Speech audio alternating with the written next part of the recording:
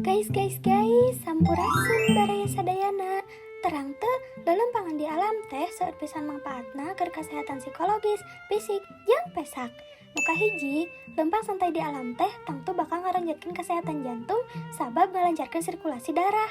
Nuka dua, ngurangan resiko penyakit kronis seperti diabetes, obesitas, jantung koroner, alah nauzubillahnya baraya. Anu katilu, nyehatkeun kana paru-paru. Oksigen alami ti alam bakal ngabersihkeun paru-paru tina polusi atawa gas-gas kotor anu kasesep. Nuka opat, ngaranjatkeun kakuatan jeung katahanan otot. Jadi moal babarian capek baraya. Nuka lima, nguatkeun tulang taleng dina awak urang, sangkan ngurangan resiko osteoporosis. Nuka genep, nurunkeun resiko gelo alias ngaranjatkeun kesehatan mental. Alam teh mere energi positif anu bisa nurunkeun tingkat stres turta ngaranjatkeun mood jeung kasejahteraan psikologis urang. Nuka tujuh, ngabersihkeun pikiran-pikiran anu goreng dina otak urang. Komo goreng kabatur mah baraya ngaronjatkeun konsentrasi jeung daya ingat sangkan teu babari pikun atawa teu babari limperan baraya. Nuka dalapan, ngaronjatkeun kreativitas dina rutinitas sapopoe. Moal jadi jalma gabut baraya, moal nyieun status gabut cuy. Sabab bakal muncul ide-ide anyar atawa solusi tina pasualan-pasualan dina kahirupan. Nuka salapan, ngaronjatkeun kualitas kanikmatan duniawi nyaeta sare. Lain siga kalong, peuting beunta barang sare atawa hibernasi jiga beruang sapopoe sare. Tapi sare dina waktuna nyaeta normalna teh 8 jam.